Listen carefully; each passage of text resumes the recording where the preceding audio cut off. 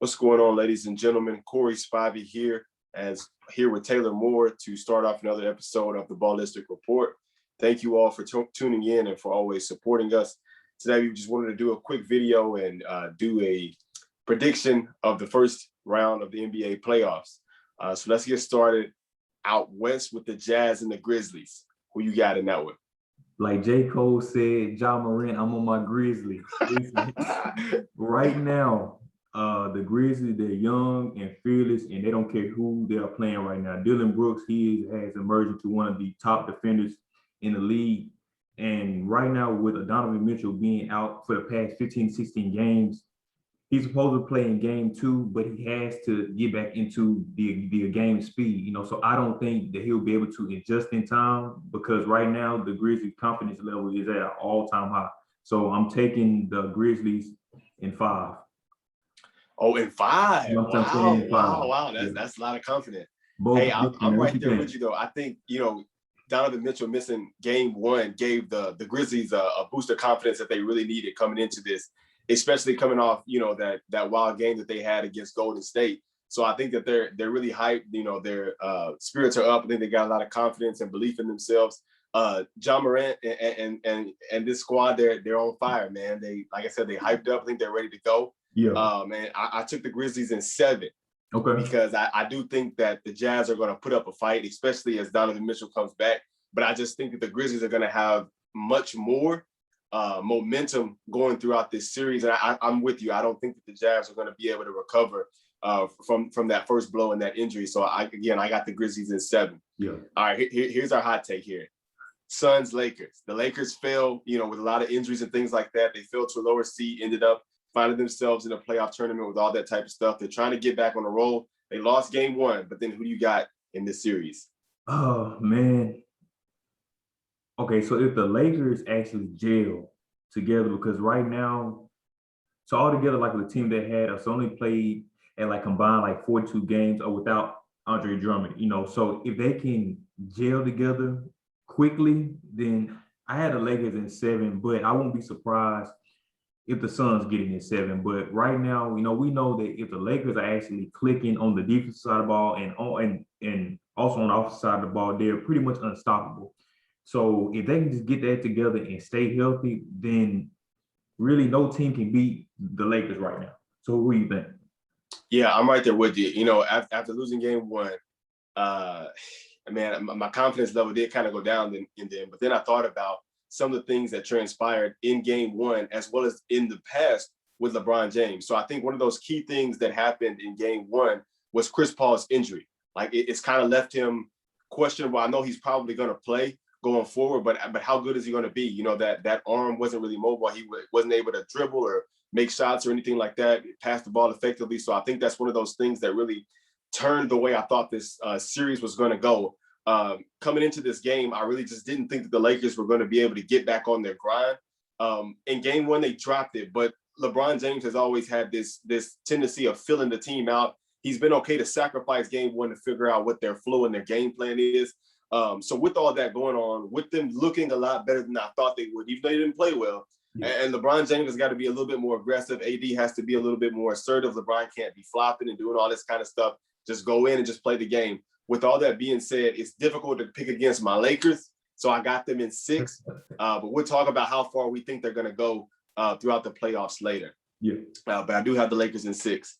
Okay, so now we got Nuggets, Blazers. Who you got in that one? Okay, so just straight out, I'm going to say Trailblazers in 7, but that's only because the Nuggets are missing Jamal Murray. He had an ACL injury, he's out. So Jokic pretty much has to play a perfect game, and he has to basically carry the team in order to really secure victory each game. With game 1, game 1, they have Michael Porter, Junior stepped up a little bit. They have Aaron Gordon stepping up, but he was really the main focal point for that offense to be able to carry him over the top. Versus the Trailblazers side, Damian Lillard, he's always going to put up his 25, 30 points a game, so we already know what he's going to bring. But I would say, also with Carmelo Anthony, during his game 1, when he first, played game 1, he was getting booed, and he didn't like that. So I think he had some fire too underneath him. So when he plays each game, so I know he's going to bring his effort coming off the bench. But overall, I think the Trailblazers just have a little bit more experience. And during this time, I think they have more to lose. Just the fact that Lillard always goes first, second round, and that's pretty much it. So I feel like the Trailblazers will find a way to win it in 7 games. What you think? I agree. I'm right there with you. I got the Blazers in 7-2. Jamal Murray was a big loss to them. I think Dame and CJ and even Carmelo now, these guys are going to be on a tear trying to prove that they're a team that can go deep in the playoffs. Dame's got to shoot well. We know he's going to shoot well. We know CJ is going to shoot well. We know if they get hot, they're one of those teams that's unstoppable.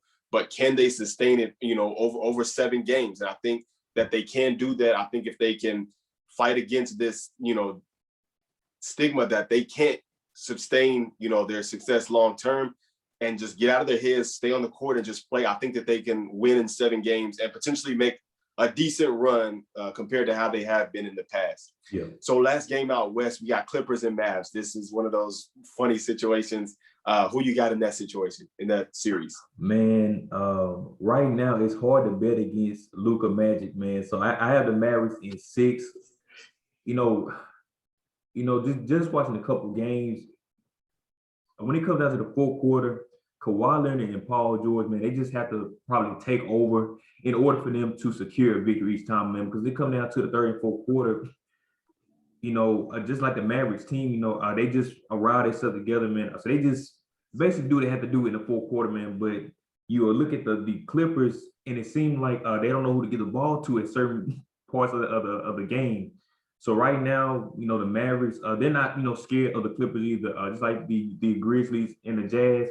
Man, these young teams are not afraid to be in the playoffs right now. So that's one good thing about the playoff this year, because any team can lose, So that's why I think this year is definitely a special year for basketball. But I have, man, the Mavericks taking it out in 6, man. What you think? So I have the Clippers in 6. And here's why. I think much like Dame and CJ and those guys out in Portland, the Clippers are fighting against this ghost that they're going to collapse again. Yeah. And, there's the playoff P.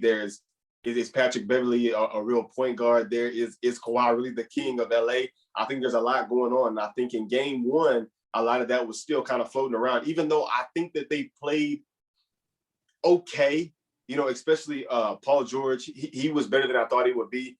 Kawhi Leonard's got to step up down the stretch. But you look at even the Mavs, like in the fourth quarter, they kind of did. They were having things up in the air, especially when Luka, he kind of disappeared, only hitting, I think, like one point.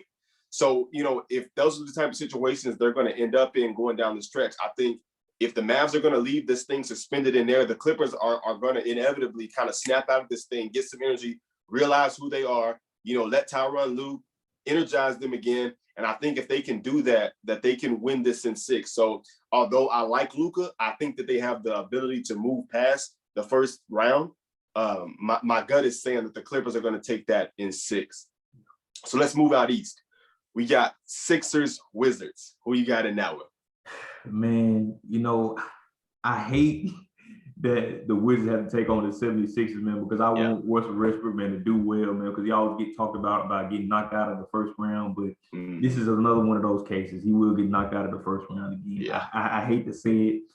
So I'm going to say that the Wizards, man, at least going to win 1 game. So I had the 76ers in 5. Man, they just don't have an answer for Joel Embiid. It's also like from the guard position, you have Ben Simmons, man. He can guard multiple positions, and he's a point guard at 6'9", 6'10". So he's like a unicorn on the court. But I would say in order for the Wizards, man, to make it competitive, Russell Westbrook, man, he's going to have to limit his 3-point attempts and just focus on, getting Bradley and just focus on getting Bradley Beal the ball in his spots so he can get his points. Other than that, they can make it competitive, but I even think the Wizards know that they can't win this series, honestly. Yeah, I'm right there with you. I have the 76ers in 5 also. I wanted to make it a sweep, but I think Russell Westbrook is too much of a competitor to not win 1 game. He's too good. But I think, they know they're overpowered, they're overmatched. They have no answer for Joel Embiid. They have no answer for Ben Simmons. Tobias Harris leaving. Yeah, Tobias Harris. I mean, they just don't have it there. And so I think that the Sixers are just on this tear. They play efficient basketball. They're big, they're long, they're quick. Like, they're very talented. They play as a unit. And I think the Wizards, with Bradley Beal even coming in with that injury, Russell Westbrook's inability to shoot the basketball and be efficient, I mean, I just don't think that they can pull it together for more than one game. And I wouldn't actually be surprised if the Sixers do just go ahead and sweep them out. But like I said, I think Russell Westbrook is just too much of a competitor to at least win one game. So I'm right there with you. I do have the 76ers in 5. All right. So, man, I think we all know what's going to happen in this one. Nets, Celtics. Who you got in that one? Man, they need to go and bring the broom out, man. That's a sweep right there. Listen, man, I feel bad for Jason Tatum, man, because he's out there shooting lights out, man. He's knocking down free throws. He's trying to do the best he can do. I see Kemba Walker, sometimes he's on, sometimes he's off, but ultimately, man, just like the Nuggets, I think, they're missing one of their star players with Jaylen Brown. He's out, for the rest of the playoffs, so with the Nets, man, they have a three-headed monster. They also have, man, bench players like Mike James, who came out of nowhere this year, and and he has a nice floater game. He can shoot some open shots. You have Jeff Green, you have Blake Griffin. So really, it's one of those things, man, where they're just overpowered. So I had a Nets in 4. Yeah, I think that's a no-brainer. The Nets are probably going to just sweep this unless one of those threes, and knocking on wood, gets injured, or that's just, the Celtics just put together a game where they can't miss. I don't see the Nets. I mean, and even if the Celtics have one of those games, like the Nets just have too much firepower. And the thing has always been, can they get these 3 players together healthy and on one accord? And I think that they have been able to do that for these first couple of games. And I think it's just an easy sweep for the Nets. Yeah. Bucks Heat. How you feeling about this one? Listen, now I'm gonna get on my little soapbox for a little bit, but the way that the management is providing help around Giannis is the same way the management should have did LeBron James during his early years in the Cavaliers. Yeah. Each year they keep bringing more pieces around him. Listen, this man has PJ Tucker, a good defensive player who can also shoot the corner 3 if he's wide open. Brook Lopez, he can stretch the floor, he can shoot threes. When they brought in Jrue Holiday, they finally have that point guard, who can really be that floor general and can also hit those shots, which in the past couple of years they had Eric Bledsoe. And we know most of the time, I like Eric Bledsoe, man, but he's not really like a true point guard, I think, for that position, especially for that team when they need more outside shooting. So Jrue Holiday can definitely provide that.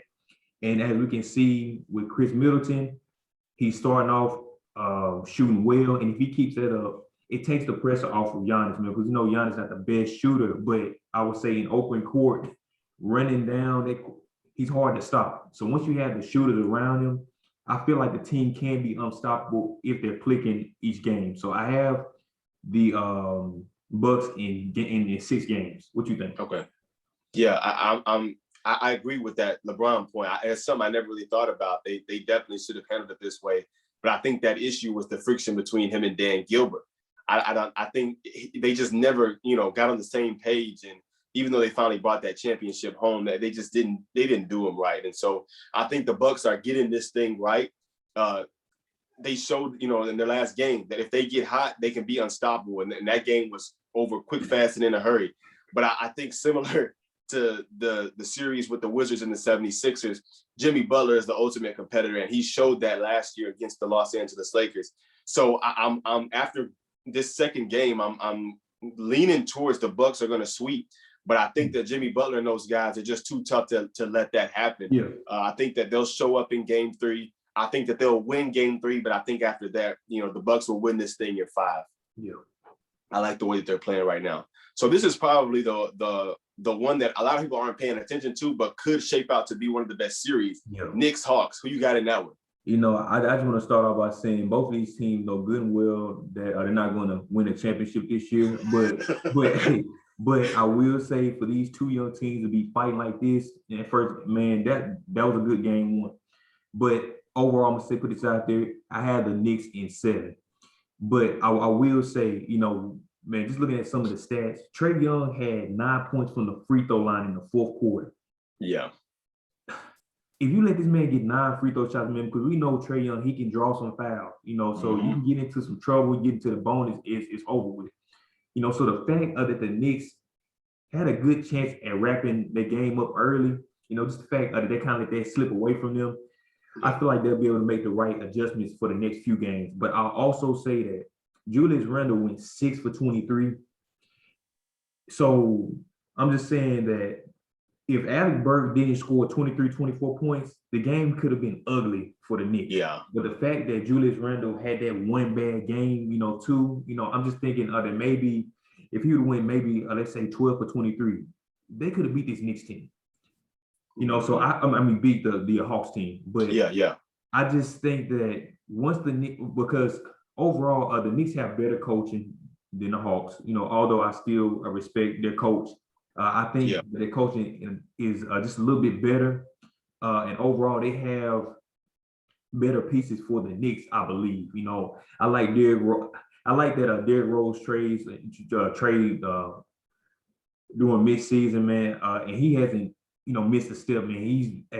He's coming in and he's has a nice floater game. His mid jumpers are going in, so I think overall the Knicks have the better pieces and the coach to win. They just have to dial up the right plays and ultimately just execute during the right time. And if they do that, they can be able to take out Trae Young and the Hawks. What you think? Yeah, I've got the Knicks in 7 also. I think that they've got a better soup, if you will, of a team put together to go the distance in this series. But I think, much like you, the Knicks and the Hawks, two teams that seem like they were bottom feeders, in the past, have really come up to be the 4 and the 5 seed this year over some of these other teams, is a great step in the right direction, especially as, some of the great teams begin to get older. Your LeBron James and guys like him that are getting older in the league. So, these two teams have some young talent, have good coaching staffs that I think can maybe go the distance long term. But again, I think that Julius Randle is not going to have another game like that. I think that the guys will get this thing together. I think it probably will go back and forth. I wouldn't be surprised if they change game for game, game for game, game for game. But ultimately, in the end, I think that the Knicks will win this thing in 7. But I mean, I think, you made this point earlier. We've got teams that are better than some of their seeds, some teams that are worse than some of their seeds. Yeah. So we've got guys in different places, and I think it's made for a great surprise and a great mix-up of teams in different positions that's going to make for a good playoffs, which is really what everybody wants. We kind of been in this situation where for a lot of the past few years, it was, well, it's going to be LeBron and the Warriors. It's going to be LeBron and whoever KD's team is on, when he comes back. So I think that the way that this thing is set up is left some question marks. Like, we don't know who's going to come out of where. We have a good idea, but I agree with you that we've got a good little setup with the bracket this year. So we appreciate you all tuning in for these NBA round 1 playoff predictions. Stick with us throughout the playoffs as we continue to bring you predictions and news on the Ballistic Report. As always, thank you.